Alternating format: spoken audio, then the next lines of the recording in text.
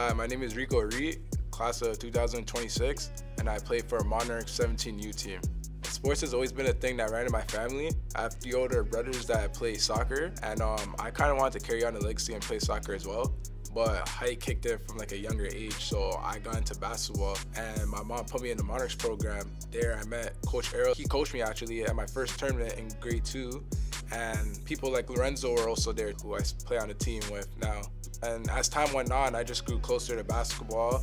I trusted in the Monarchs program, and it just felt like a family ever since. Basketball is definitely building long-lasting relationships. One of my best friends right now, Kahim, I met him back in grade 4 when we were playing for Coach Donovan and Coach Gary's team.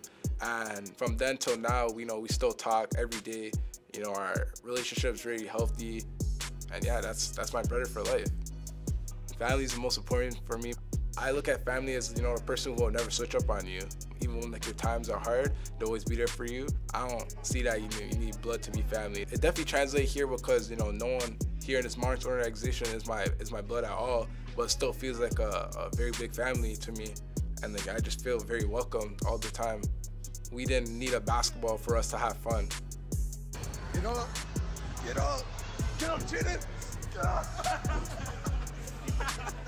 The same coaches that were there from the beginning always stuck around. They always pushed me, make sure I was in the gym, always gave me great talks, pep talks before the game, showing me what to do, what to not to do, gave me good advice, telling me body language, the key factor, playing basketball. You always want to be a leader, uplift your teammates, and that'll lead to you winning games and just being a better person overall. Like Coach Errol, he always mentioned whenever you're playing basketball, just make sure, you're having FUN, fun. FUN, yes sir. Yes sir skis. That's how he likes to say it. And it correlates to the outside of basketball because you always want to have fun doing what you're doing. You want to make sure you're enjoying it. I feel like when people are not enjoying what they're doing, is it feels like it's forced and they're not really getting the results that they need. I want to make sure I'm enjoying what I'm doing, make sure that I see it working for me in the long run, and make sure I'm having fun while I'm doing it. I feel like this Monarchs family is supporting me a lot. They're always making sure they're talking to other coaches, showing them game film with me, try to make me get to as far as possible. Yeah, they just been supporting the whole journey since I was in grade 2, making me develop my game even more, whether it was my shot, my dribbling. When I was in grade 4 and 5, I was playing big man and stuff like that. Dating back to this last summer, I was bringing up the ball, I was kind of the facilitator on the team. So it's crazy because just before, I was the one that was basically sitting on the block or high posts and stuff like that. I didn't really get to showcase my game like that. And then as time went on, the coaches helped me develop my game even more. That's why I'm here now. My favorite part about basketball is that you really have to work if you want to go far in it. So you can't expect that your talent will just beat anyone else's hard work. If you really put in the time, you can really go far in it. I put in the time in the gym. It paid off. Just last season, I got invited to the All-Canadians game, and that was one of my biggest achievements playing basketball. The experience was good because I got to play against other competitive players who were the best in the country because they all got invited too. So it just felt good playing against all of them. It was a fun environment. The whole experience was good, and I hope that I'm invited back next year for it. It felt good to experience playing with one of my teammates who I also shared a court on Monarchs with, TJ St. Louis, and we actually got to play on the same team for the All-Canadian games as well. It felt like our chemistry has actually been recognized and stuff. So being in the same court, playing on the All-Canadian games with them was really a fun experience. It felt very good making Team Ontario because I looked at it as my very first accolade, and looking back at it, it felt very good to represent Ontario. We ended up going on to win the provincial championships, and it felt good to just have that under my resume as a basketball player. My favorite moment during that experience was definitely the train rides. We didn't get to have a car to really go to the facilities and stuff. We were always taking the subway and just bonding with my teammates and stuff that I also knew for a very long time. It just felt good to get people from different teams and put them on one team. We built chemistry very quickly, and the results don't lie.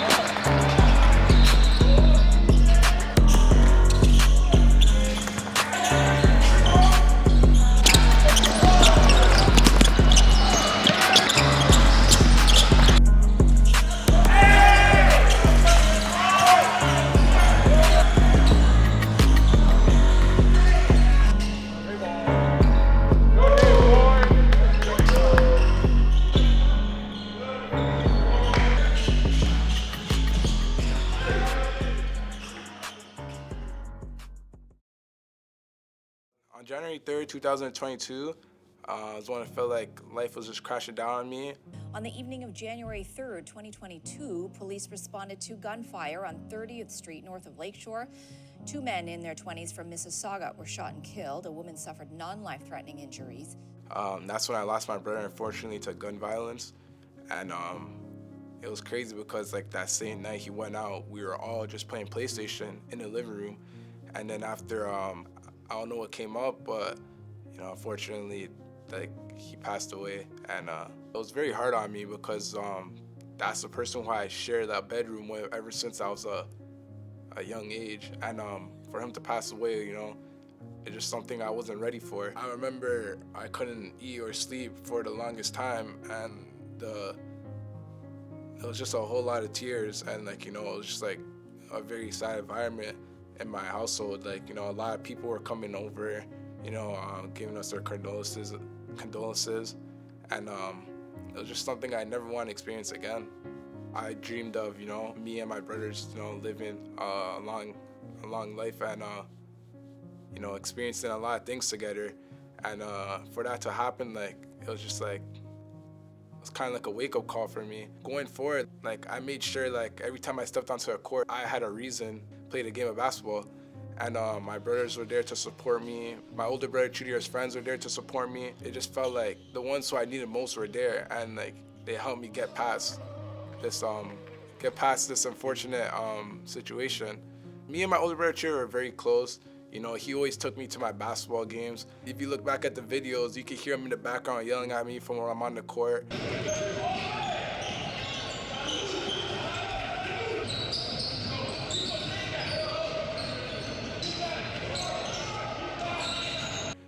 You could tell that he really supported me a lot. Laziness will never get you anywhere in life, so he made sure that I was always on the court, putting in work, making sure I was getting better, making sure that I'm doing what I gotta do to go as far as I can in basketball. He made sure that I was always doing good in school, kept me off the streets from doing bad things, and he was just kind of like a hero to me, basically. He showed me the ways from when I was younger. Everyone has a reason to play the game of basketball, whether they want to just achieve their goals and make it to the NBA or whatever. But I look at it like it's deeper than basketball now, because now I just want to carry on a legacy for my older brother, and I just want to do everything in his name. My dream is actually to make it to the NBA one day, play on an NBA court.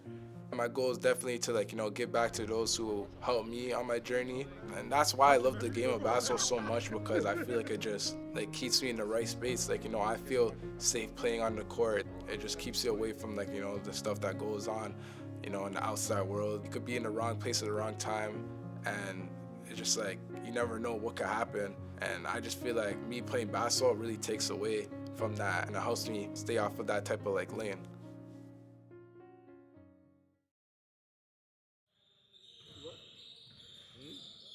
Here we are, early morning. I'm here with my oldest son. Wow. Different moms, the oldest son. He's been, been outside, so he came along. But, son, how you feel? Nice. Son, how you feel, bro? You hear you. Sun is crazy. It's been a long 10 days. Ready to go back home type thing. I'm not the sun though, alright? My name is Jerome Smith, the Executive Director here at Monarchs Basketball. Why do I do this? That's the most important thing that a lot of people in this industry and in this space really thrive on. And when you understand your why, this really changes a lot of things. For me, where I started with this journey, I always played basketball. Basketball was always my go-to. It was just my safe space. There was a lot of obstacles that I went through as a youth, whether it's just lack of height at that time, or it was just favoritism or politics, the common things where you're in this organization, you're a black kid, you stand out, and it doesn't really make sense for you. So you're in this space where you're almost the minority, and you're good, you have the skills, but at the same time, it's just not adding up as to why you're not being rewarded. I remember having the opportunity to coach these kids, and I'm like, bro, I don't coach kids. I'm a ball player. I'm trying to be a pro. This doesn't make sense why I'd be coaching kids. Long story short, my brother brought me in and said, hey, just these kids are pretty good. And they kind of won me over. So every summer, while I was even playing university basketball, I was back sharing my time for the community and giving back to these kids. Really what changed my mind during that time was the community of kids that I was actually trying to impact and the community of kids that were in this program. So a lot of these kids, I just seen myself going through that journey where they're going through almost the same politics. Black kid playing on a white team type thing, and dad's coaching the kids, and they're not really getting the right opportunity, etc. Now, I'm coming from a strong family home, but a lot of these kids are coming from certain communities where you don't have that support. We're talking about guns, we're talking about drugs, we're talking about single family or broken home. It was tough. And one of those moments while I was really debating between the transition of really playing pro for a longer period of time or investing my time and energy into these kids, I remember there was a moment where a mother actually came to me and said, or called me over the phone and said, you need to get to my house right now. So I'm like, what's up? Like, I don't know what this is. And she's like, listen, the police are here. It's either my son's going to jail or they need you here. So I remember obviously going up to the house. Kid was losing it at that time. And he was really debating between, like, again, carrying weapons, drugs, etc. Their only hope at that time was like, can you vouch for him that he's going to change his life? At that time, I'm like, wow, this game is just a lot bigger than just me. It's a lot bigger than trying to make money. It's a lot bigger than just trying to live my own purpose and my drive of being a pro, just to say I'm a pro. There's kids in my local community who actually need me. And this is almost life and death, right? So at that time, I'm like, you know what? I'm going to train, I'm going to coach. And I cut my pro career very, very, very short. And I said, okay, you know what? Like, this is what I'm going to do because it's just greater than me. This journey of why I do this is literally for that. I've seen these kids literally go from either selling drugs, carrying weapons, going to jail, or being in a position to use this sport to actually be doctors, or be in a position where I'm at where you could be doing basketball full time, or just working, providing, having a family now, and just doing something positive in the community. And I'll never forget that because these kids were literally, again, just calling me saying, coach, like, you changed my life, or coach, I don't know if you remember me at this scale. And I remember a lot of the kids that I kind of worked with, or whether I don't work with, but they know of me and saying just your impact of what you do and who you are, just being authentic to yourself is why we've changed our lives.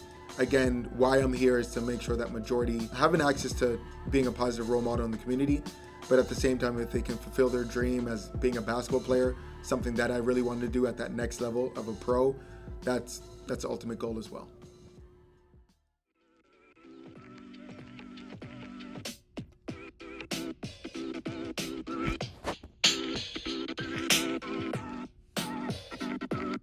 Jerome absolutely loves basketball. It's God, and then it's us and his family, and then it's basketball. His belief in his purpose is really to give back to youth.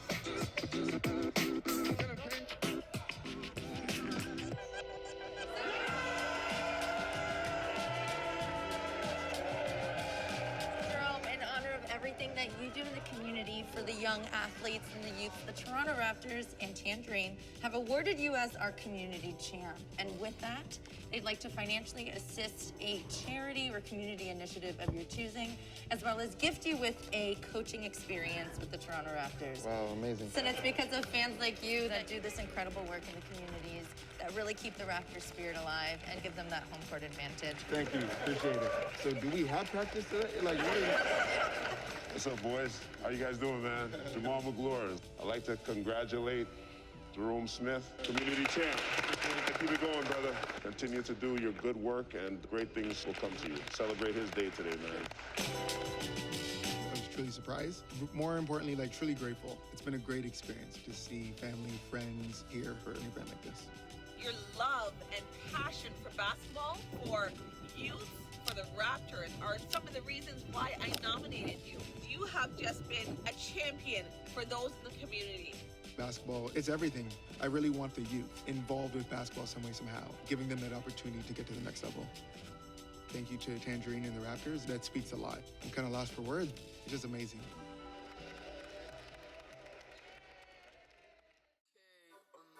Some of the challenges that I noticed when I was entering into Monarchs was there wasn't any true pathway. We had a quantity of kids that were in our organization, but what were their goals? Most kids' dreams, even parents' dreams, is to get their kids to that next level. Whatever that level is, whether it's college, university, becoming a pro, that's typically what they wanted to see.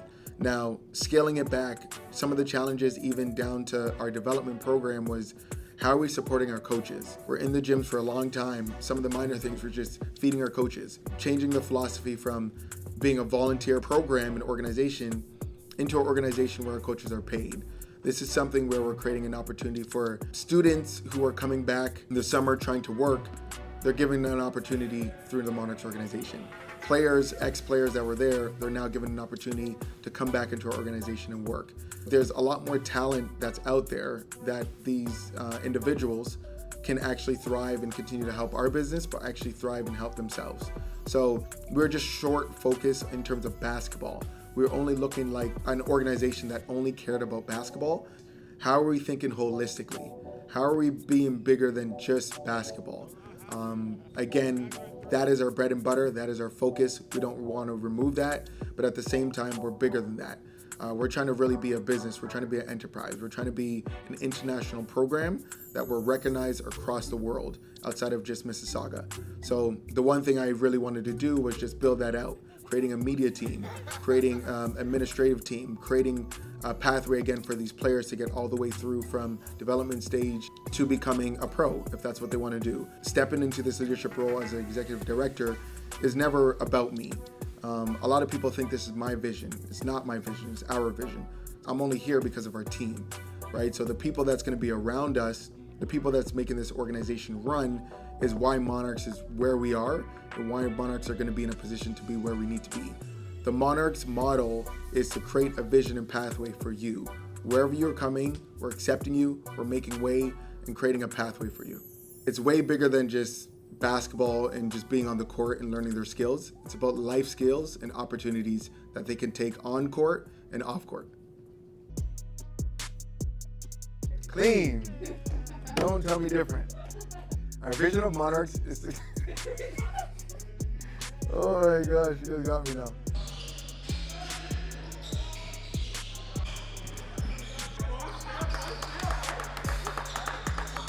Club number one. Club number one today. I need you to document these size 20 black forces.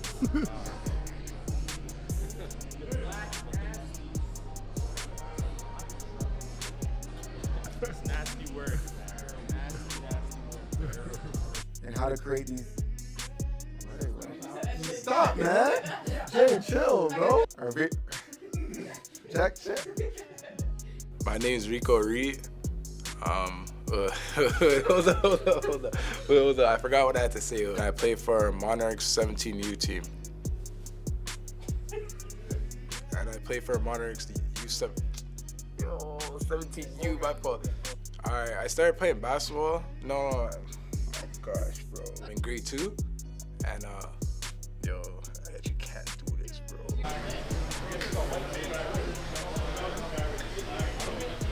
There.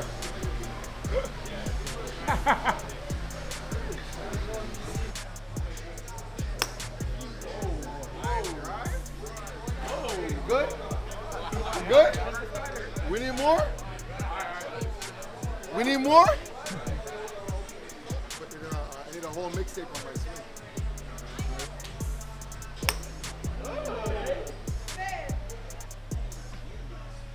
Someone else can go, man. We're done. Sports has always been a thing that ran in my family. Oh, wait, hold on. It felt good to play in the all-Canadian game. Say it again. It meant a lot. Actually, let me think about that. Playing with TJ was good, like, you know. As I thought about it, like,